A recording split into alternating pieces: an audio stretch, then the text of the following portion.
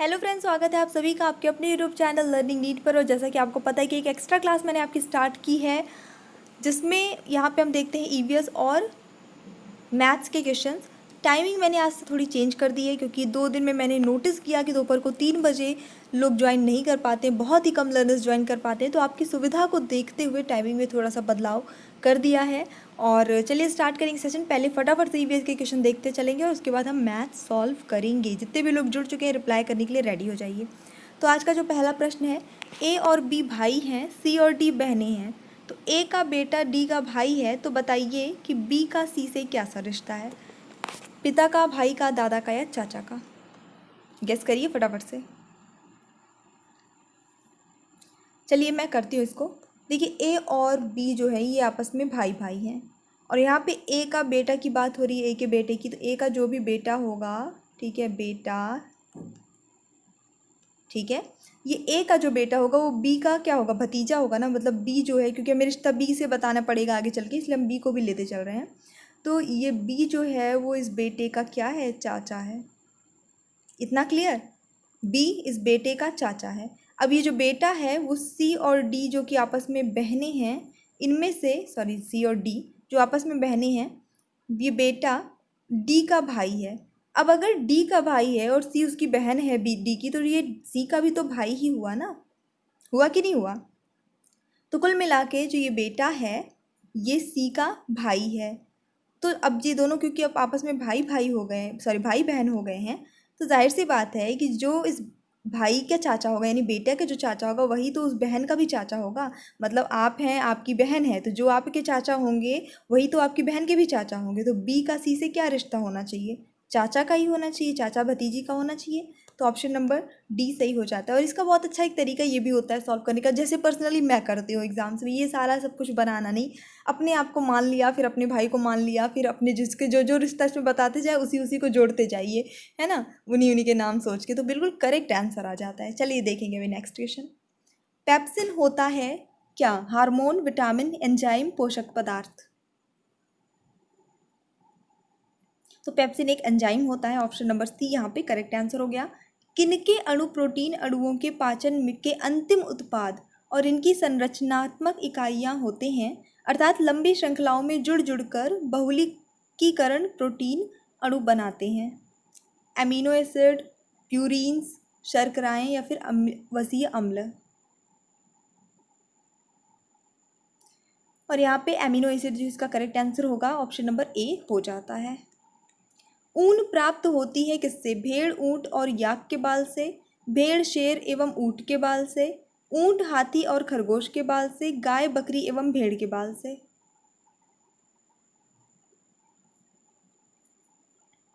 और सही उत्तर होता है यहाँ पे भेड़, ऊंट और याक तीनों के ही बाल से प्राप्त होता है। सफेद मांस किसके मांस को कहते हैं? गाय, सुअर, मुर्गी या भैंस? और उत्तर सही होता है यहाँ पे आपका ऑप्शन नंबर सी, मुर्गी। नेक्स्ट देखेंगे, मानव के उन दांतों की संख्या जो जीवन काल में 2 बार निकलते हैं। हमारे जो दांत होते हैं, पहले जो बचपन में निकलते हैं, जिसको मिल्क टीथ बोलते हैं, दूध के दांत बोलते हैं, फिर वो एक टाइम पे धीरे धीरे करके गिर जाते हैं और फिर से निकलते हैं, फिर वहाँ पे परमानेंट जो टीथ है वो निकलते हैं। तो जो उनकी संख्या होती होगी वही इसका आंसर होगा। तो यहाँ पे सही आंसर ऑप्शन नंबर डी होगा। मिल्क टीथ टोटल 20 होते हैं, ठीक है, और वो गिर जाते हैं बचपन में ही और धीरे धीरे फिर वहाँ पे परमानेंट आ जाते हैं। तो कुल मिला के बिल्कुल 20 दांत ऐसे होते हैं जो 2 बार निकलते हैं जीवन काल में। मोनाल उत्तराखंड के अतिरिक्त किस राज्य का राज्य पक्षी है? अरुणाचल प्रदेश, जम्मू कश्मीर, हिमाचल प्रदेश या मेघालय?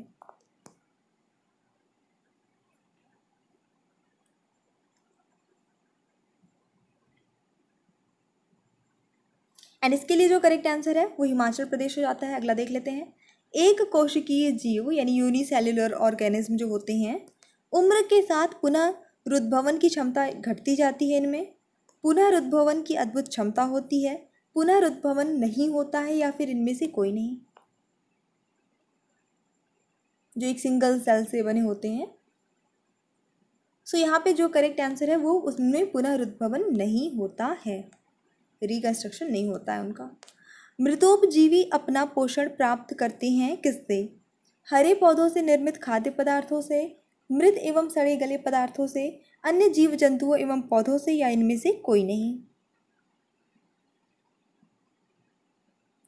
तो ये मृतोपजीवी इनका नाम ही है, ऑप्शन नंबर बी सही हो जाता है, मृत एवं सड़े गले पदार्थों से। कैसिथा परजीवी होता है कहाँ पे? इमली के तनों पे पाया जाता है, नीम के तनों पे, आम के तनों पे, या बरगद के तनों पर?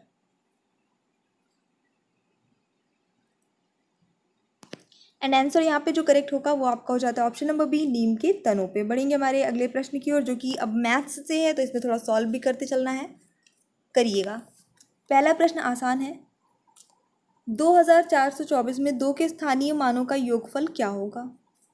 कल भी मैंने स्थानीय मान के बारे में बताया था कि स्थानीय मान आप बहुत ही सिंपल तरीके से निकाल सकते हैं। एक तो उच्चारित करके, जब इस जैसे हमने इसको पढ़ा 2000, तो हमने क्या पढ़ा है? 2000 पढ़ा है। और उसके बाद फिर 424 पढ़ा है, तो 24 में ये 2 जो है वो 20 के रूप में है, तो 20 हो गया। दूसरा जो सिंपल तरीका, सबसे सरल बच्चों वाला तरीका है कि जो संख्या जहाँ लिखी हो वो लिख लीजिए, उसके बाद जितने अंक हो उतने 0 लगा दीजिए। देखिए यहाँ मैंने 3 लगाया है, यहाँ पे 1 था तो मैंने 1 लगाया है, जोड़ दीजिए इनको। तो बिल्कुल यहाँ पे 2020 जो कि साल भी चल रहा है हमारा 2020 ही, ऑप्शन नंबर डी हो जाता है। अब यहाँ पे अगला प्रश्न है, 12 और 16 का न्यूनतम सार्वगुणज, इसका गुणा हम करेंगे 10 और 15 के न्यूनतम सार्वगुणज से, तो कितना आएगा? यहाँ पे हिंट कर दूँ आपको, एलसीएम निकालना है, लसा निकालना है, ठीक है? 12 और 16 का, और इधर 10 और 15 का, और जो आए उनको आपस में गुणा करना है। एलसीएम बहुत ही सरल और बच्चों वाली भाषा में से बताऊँ तो ये होता है कि जैसे आप 12 का पहाड़ा पढ़ रहे हो और आप 16 का पहाड़ा पढ़ रहे हो, ठीक है? तो वो पहली संख्या जो दोनों में आती हो वही इसका लसा होगा। अब निकालने का तरीका बहुत आसान है, चलिए निकाल लेते हैं। तो 12 और 16 का निकालेंगे हम लसा, तो ऐसे निकाल लेते हैं हम इसको। ये 2 से जाएगा 6 8, फिर 2 से जाएगा 3 4, अभी भी 2 से जा रहा है, ये 3 नहीं जाएगा तो 3 को 3 ही लिख देंगे, ये चला जाएगा। फिर ये 2 से जाएगा, 3 का 3 ही लिख देंगे और ये चला जाएगा, 1 हो जाएगा। अब ये 3 से जाएगा, यहाँ जगह नहीं है तो मैं इधर कर दे रही हूँ, 1 1 हो जाएगा हर जगह। अब ये जो आपके ये वाली संख्याएं आई हैं इनको आपस में गुणा कर दीजिए, 2 गुणे 2 गुणे 2 गुणे 2 गुणे 3। अब इनको आपस में फटाफट से गुणा कर दीजिए, जो आएगा आपका वो जाएगा 12 और 16 का लसा। तो सिंपली 2 दूनी 4, 4 दूनी 8, 8 दूनी 16 और 16 तिरिक 48, ठीक है?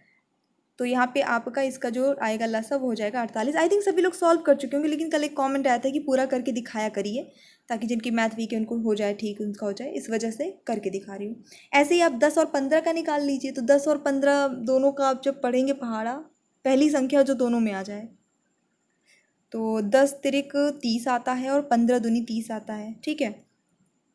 तो यहाँ पे 30 हो जाएगा। क्लियर? तो ये अब इनका आपको क्या बताना है? गुणा करके बताना है, दोनों का गुणा बोला है ना, बस मल्टीप्लाई कर दीजिए, जो आएगा आपका आंसर हो जाएगा। अब गुणा करना आपको खुद पड़ेगा, देखिए ये जोड़ना घटाना गुणा भाग करके दिखाना, चलिए करिए इसको। तो ऑप्शन नंबर यहाँ पे सी सही हो जाएगा, जब आप इसका गुणा करेंगे तो आपका आएगा 1440 उत्तर आ जाएगा। चलिए देखेंगे अगला प्रश्न। गुणनफल लिखा हुआ है 140 गुणे 101, इसमें क्या जोड़ा जाए जिससे कि 14,414 प्राप्त हो? प्रश्न बहुत आसान है, सिंपल है, और प्रैक्टिस में है तो बन जाएगा, प्रैक्टिस छूटी होगी तो दिक्कत हो सकती है। हाँ चलिए हम मान लेते हैं इसको, प्रश्न को थोड़ा सा छोटा करके हम मान लेते हैं कि वो जो संख्या हमें जोड़नी है वो x है, मान लिया, ठीक है? तो अब प्रश्नानुसार क्या है कि ये गुणनखंड है, सॉरी गुणनफल है जो दिया हुआ है यहाँ पे, और इसमें हम जोड़ेंगे x, तो आ जाना चाहिए इतना। ये आपकी इक्वेशन बन गई। अब इसको इक्वेशन को सॉल्व कर लीजिए, तो x इधर ही रह गया और ये वाले जो आपकी संख्याएं हैं वो उधर चली जाएंगी, लेकिन यहाँ प्लस में है तो ये माइनस। यहाँ पहले गुणा इसको कर लेंगे, जब इसको आप गुणा कर लीजिएगा तो आपका आ जाएगा इतना आ जाएगा, ठीक है, इसको गुणा करने पे। तो इस संख्या को जब हम इधर ले जाएंगे तो यहाँ ये प्लस में है तो उधर ये हो जाएगी माइनस में, ये हमने ये उतारा है और ये वाली संख्या इधर ले गए तो ये माइनस में हो गई। 1 4 1 4 0, बस घटा दीजिए, जो आएगा आपका उत्तर हो जाएगा। इसमें से इसको घटाइए फटाफट से। तो बिल्कुल यहाँ पे जो सही उत्तर होगा वो हो जाता है आपका, जब इसको घटाएंगे तो ऑप्शन नंबर बी आएगा सही आंसर, 274। कर लीजिएगा, घटा के देख लीजिएगा। अगला देख लेते हैं। 3/5 में 1/10 कितने हैं, मतलब 3/5 में कितने 1/10 हैं, ये पूछा है। 8 6 10 या 2। सिंपल तरीका है, आप इसको डिवाइड कर दीजिएगा तो आपका उत्तर आ जाएगा। ये 3/5 इसको डिवाइड कर दीजिए 1/10, आंसर आ जाएगा। डिवाइड करना ये बहुत आसान होता है, कुछ नहीं करना होता है। जब कभी भी आप कोई भिन्न संख्याएं होती हैं, फ्रैक्शन नंबर होते हैं, तो इसको डिवाइड करने के लिए हम क्या करते हैं कि इसको ऐसे ही लिखे रहने देते हैं और जो ये दूसरा वाला जिसको हमें डिवाइड करना होता है, जिससे मतलब उसको हम उल्टा कर देते हैं और गुणे का चिन्ह लगा देते हैं। ये देखिए हमने उल्टा कर दिया है ना, हर जो है वो अंश की जगह पे चला गया, अंश हर की जगह चला गया, न्यूमरेटर डिनोमिनेटर की जगह आ गया और डिनोमिनेटर न्यूमरेटर की जगह आ गया। और अब इंटू कर देंगे, और इंटू हमेशा इसका सीधा सीधा होता है। तो 3 का 10 से होगा तो ये आ जाएगा आपका 30, 5 का 1 से हो जाएगा तो आपका आ जाएगा 5। काट देंगे अभी तो ये कट भी जाएगा 5 से, तो 5 36। ऑप्शन नंबर क्या सही आया, बी 6 आया। बहुत आसान प्रश्न था, बस थोड़ा ये फ्रैक्शन वैक्शन तरीके से दिया रहता है ताकि थोड़ा आप कंफ्यूज हो जाएं। संख्या देख लीजिए यहाँ पे, 71,777 को 7 से भाग देने पर शेषफल क्या बचेगा। भाग दे दीजिए, सिंपल, इतनी बड़ी, क्योंकि इतना बड़ा नंबर नहीं है। जब बहुत बड़ा नंबर रहता है तब आपको ट्रिक्स का यूज़ करना पड़ता है। बहुत ईजी है ये, कर लीजिए, खुद करिए,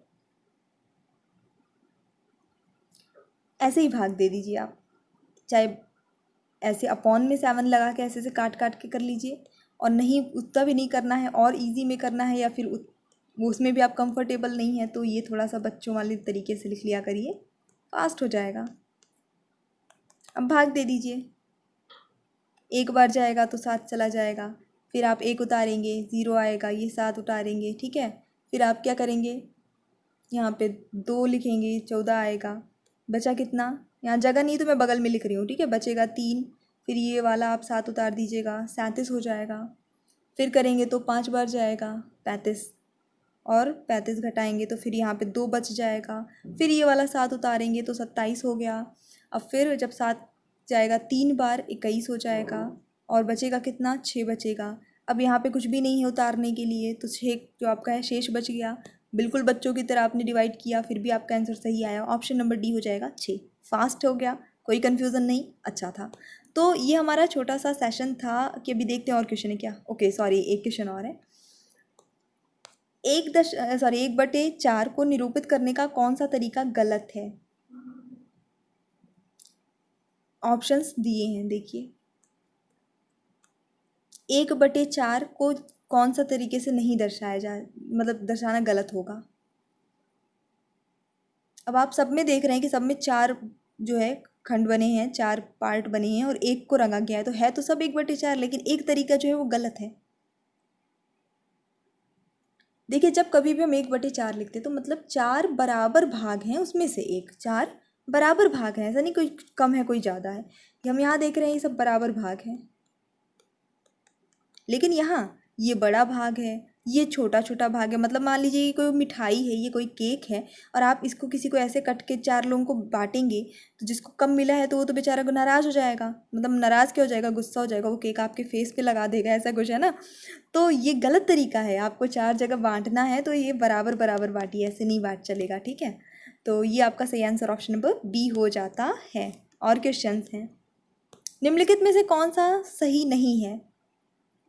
4 रैंडम ऑप्शन है, उसमें से आपको चुनना है। 3 घंटे 14 मिनट बराबर 194 मिनट, 3 किलोग्राम 30 ग्राम बराबर 2030 ग्राम, 3 लीटर 80 मिलीलीटर बराबर 380 मिलीलीटर, 10 सेंटीमीटर भुजा वाले वर्ग का क्षेत्रफल, 100 सेंटीमीटर लंबाई तथा 0.01 मीटर चौड़ाई वाले आयत का क्षेत्रफल। सबको हल करिए, जो मैच ना कर रहा हो एलसीएम, सॉरी, आपका दोनों साइड जो है बराबर ना आ रहा हो, वही आपका आंसर हो जाएगा।